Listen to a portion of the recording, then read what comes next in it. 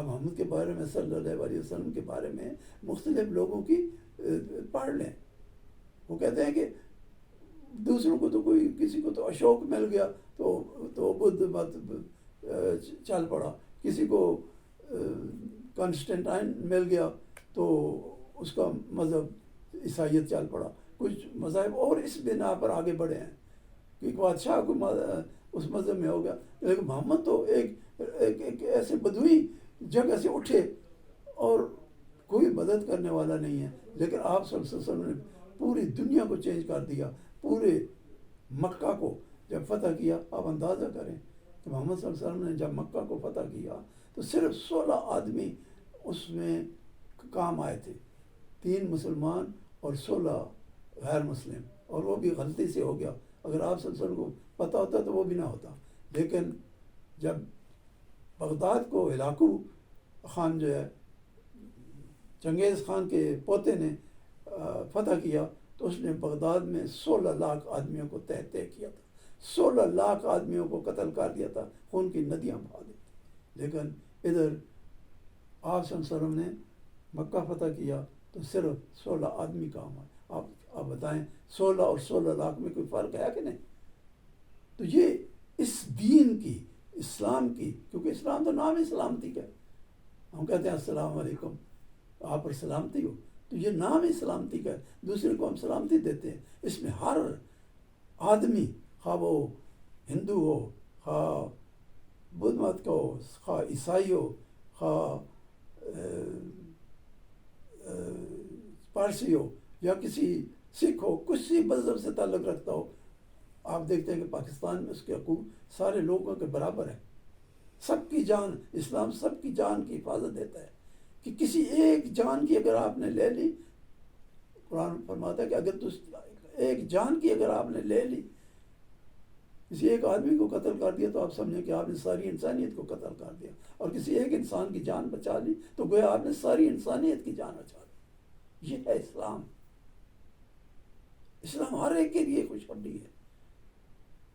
اللہ تعالیٰ نے قرآن میں فرمایا یا ایھا الناس, اے لوگو, یہ نہیں کہا یا ایھا الذین آمنوا, اے لوگو جو ایمان لائے, بلکہ فرمایا یا ایھا الناس, اے لوگو, یعنی دنیا بھر کے لوگوں, وہ مشرق سے لے کر مغرب تک, شمال سے لے کر جنوب تک, پوری دنیا خطہ ارض پر جتنے بھی لوگ ہیں, جتنے بھی نیشنلٹیز ہیں, جس سے بھی تعلق رکھتا ہے, جس مذہب یا جس فرقے یا جس کہیں سے بھی تعلق رکھتا ہو, ان سب سے مخاطب کر کے کہا یا ایھا الناس قد جاءتکم موعظۃ من ربکم, تمہارے رب کی طرف سے عمدہ نصیحت آ گئی ہے, تمہارے رب کی طرف سے تمہارے لیے عمدہ نصیحت آ گئی ہے.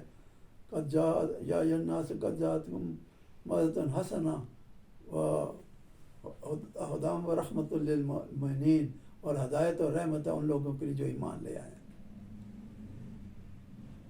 وبذلک فلیفرحوا, پر اس پر لوگوں کو خوشی منانی چاہیے کہ یہ اتنی عمدہ نصیحت آ گئی ہے. اور یہ کیا ہے کہ یہ تمہارے دلوں کے اندر جو وشفاء لما فی الصدور ہے, اور تمہارے دلوں کے اندر جو بیماریاں ہیں, جیسے حسد ہے, کدورت ہے, ایک دوسرے کے ساتھ دشمنیاں ہیں, ان ساروں چیزوں کا علاج ہے. یہ قرآن ان تمام چیزوں کا علاج ہے. پھر کوئی حسد بھی نہیں کسی سے کرے گا, کوئی کسی کی بدخواہی نہیں کرے گا, غیبت نہیں کرے گا, اس کے ساتھ کینہ نہیں رکھے گا. تو یہ چیزیں, یہ بیماریاں اللہ تعالیٰ نے اس کتاب کے اندر رکھی ہیں. وشفاء لما فی الصدور وہدی ورحمۃ للمؤمنین, وذالک, یہ جو ہے, یہی جو ہے نا, فلیفرحوا, کہ اس پر لوگوں کو خوشیاں منانے چاہیے. وہ خیر مما یجمعون, یہ ان تمام چیزوں سے بہتر ہے جو لوگ جمع کر رہے ہیں. یعنی جتنا یہ پیسہ جمع کر رہے ہیں, حرام کا پیسہ کر رہے ہیں, حلال کا کریں تو کوئی بات نہیں, وہ تو اس میں ثواب بھی ہے کمانا حلال کا. لیکن اگر حرام کا جتنا مال لوگ جمع کریں, سب سے بہتر ہے کہ اللہ تعالیٰ نے آپ لوگوں کو یہ نعمت عطا کی ہے, قرآن, اور پوری دنیا کے لیے, ہر مسلمان اور غیر مسلم کے لیے. اس کے بعد اللہ تعالیٰ جو ہے نا لائق راغب الدین میں یہ بھی فرماتے ہیں, آج ہم ایک اللہ کے سجدے کے بجائے طاغوت, ہر آدمی, انسان جو ہے نا, ہر انسان دوسرا آپ کو وہ طاغوت ہوتے ہیں، وہ اپنا آپ کو بنانا چاہتے ہیں کہ اللہ کی طرف نہ جانا، میری تم غلام بنو، میرے بندے بنو. اور اکثر کہتے بھی میں فلاں کا بندہ ہوں، اور میں فلاں کا بندہ ہوں، فلاں کا بندہ ہوں. میں تو کہتا ہوں میں تو عبد الرشید ہوں. مجھے تو اللہ کا بندہ بن کر، اس کا مطلب ہے الرشید تو اللہ کا نام ہے، اور عبد کا میں نے غلام، تو میں تو اللہ کا غلام ہوں. اور اس غلامی پہ مجھے فخر ہے. یہ ایک سجدہ کے جیسے تو گراں سمجھتا ہے، 1000 سجدے سے دیتا ہے آدمی کو نجات. ہمیں کسی کی فکر نہیں. فکر ہو بھی کیوں جب ایک اللہ کا تھام لیا ہے، اور وہ اتنا مضبوط سہارا ہے. اللہ تعالیٰ فرماتے ہیں کہ وہ اتنا مضبوط سہارا ہے کہ وہ کبھی ٹوٹنے والا نہیں ہے. سارے چھوڑ جائیں گے آپ کو، آپ جن کو ووٹ دیں گے وہ بھی کل آپ کو پوچھیں گے بھی نہیں. بہت دفعہ ایسا ہوتا ہے. ہمارے دوست کہتے ہیں کہ ہم گئے تو انہوں نے ہمیں بات ہی نہیں کی، کہ ہم نے ان کو ووٹ دیے تو ہم سب کچھ بتایا کہ ہم نے آپ کو ووٹ دیا تھا، تو آپ کی بات تک نہیں سنی کہ ووٹ دیا تھا یا نہیں دیا تھا. تو یہاں یہ حال ہوتا ہے. لیکن اگر آپ نے اللہ کی دامن تھام لیا تو وہ تو کبھی ٹوٹنے والا نہیں، وہ تو ہمیشہ آپ کے ساتھ رہے گا. اور جس کے ساتھ اللہ ہو، ساری دنیا میں اس کے مخالف ہو، وہ کچھ بھی نہیں کر سکتا. اور جس کو اللہ چھوڑ دے پھر کون ہے اس کی مدد کرنے والا؟ پھر اس کی کوئی مدد نہیں کر سکتا. اس کے علاوہ اللہ تعالیٰ خود بھی بڑا علم والا ہے، حلیم ہے. کیونکہ اگر وہ ہمیں پکڑنے لگے معمولی گناہ پر تو ہمیں روز سزا دیتا رہے، لیکن اس نے بھی ایک وقت مقرر کیا ہے، ایک وقت تک نہیں سزا دیتا، آپ کو کھلا چھوڑتا ہے. تو ہمیں بھی یہی سکھایا گیا کہ اپنے اندر حلم اور برداشت پیدا کریں، ایک دوسرے کی بات سننا کی کوشش کریں، بلا وجہ ایک دوسرے کا معمولی باتوں پر جھگڑنا نہ شروع کر دیں. سارے لوگ ووٹ ڈال رہے ہیں، سب کو ووٹ ڈالنے دیں ان کی مرضی کے مطابق، جدھر کو بھی ڈالتا ہے ڈالنے دیں. 8 تاریخ کے بعد 9 تاریخ تک رزلٹ آ جائے گا کہ کون کون کس کو کتنے ووٹ ملے، اور پھر جو اگر جیت جاتا ہے تو اس کا سارے مبارکباد دیں. یہ نہیں ہے کہ پھر ایک بن جاتا ہے تو پھر اس کی دوسرے ٹانگیں کھینچنا شروع کر دیں. اس کو کام کرنے دیں، بلکہ ہو سکے تو اگر وہ اللہ کے دین کے لیے کام کر رہا ہے یا ملک کی بہتری کے لیے کام کر رہا ہے تو اس کا ساتھ دیں، تاکہ یہ ملک مضبوط ہو. ہمیں بنیاد مرصوص بننے کی ضرورت ہے. پورے پاکستان کے لوگوں کو ایک سیسا پیلا ایک دیوار بن جائے.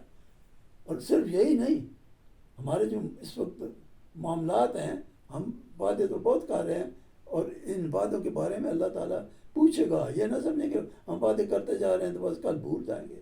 اگر یہ لوگ اگر آپ سے نہ پوچھ سکے، اول تو یہی پوچھیں گے. اگر نہ پوچھ سکے تو آپ یاد رکھیں کہ اللہ تعالیٰ فرماتا ہے سورہ بنی اسرائیل میں کہ وَأَوْفُوا الْعَهْدَ، اور عہدوں کو پورا کرو، وعدوں کو پورا کرو. ان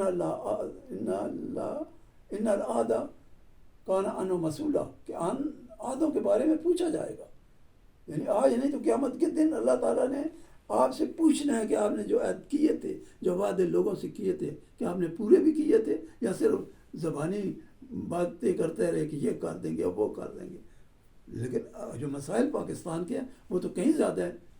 میں دیکھتا ہوں کہ ان لوگوں کو اصل مسائل کی پتہ ہی کوئی نہیں ہے. جو یہ وعدے کر رہے ہیں، یہ جدھر بھی جاتے ہیں یہ کر دیں گے، یہ کر دیں گے. مسائل کچھ اور ہیں. مسائل اتنے گمبھیر ہیں اور اتنے زیادہ ہیں کہ جب ان کی واسطہ پڑے گا ان سے، پھر یہ کہیں گے اب کیا کریں، کیسے یہ حل ہوں. تو سب کو مل کر ایک مٹھی، ایک سیسے پلائی دیوار کی طرح، ایک مٹھی کی طرح مل کر آپ مسائل کو حل کرنے کی کوشش کریں گے تو تب انشاءاللہ یہ مسئلے حل ہوں گے. آپ جس کی بھی حکومت ہے اس کے ساتھ مل کر ان مسئلوں کو حل کرنے کی کوشش کریں. اس وقت میں دیکھتا ہوں کہ غریب لوگوں کے پاس تو کھانے کے لیے آٹا بھی نہیں ہے.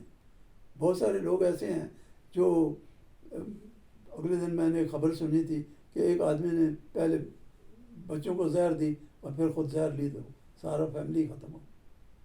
اسی طرح کبھی کوئی گاڑی لیتے آ رہے ہیں، کبھی کوئی پلوں سے دراؤں میں چھلانگ لگا رہے ہیں، نہروں میں چھلانگ دے رہے ہیں، کیونکہ ان کے پاس کچھ ہے ہی نہیں. وہ اپنے وسائل ان کے پاس اتنے نہیں کہ وہ پورے کر سکیں.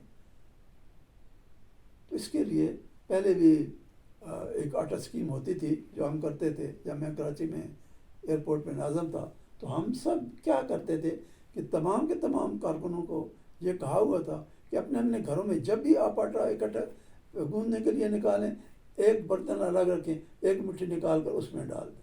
وہ ڈالتے رہیں. ایک ہفتے کے بعد جتنا جس کے پاس ہوگا وہ سب لے آئیں. اور ایک ہم نے بڑا برتن رکھا ہوا سارا اس میں اکٹھا کر دیتے تھے.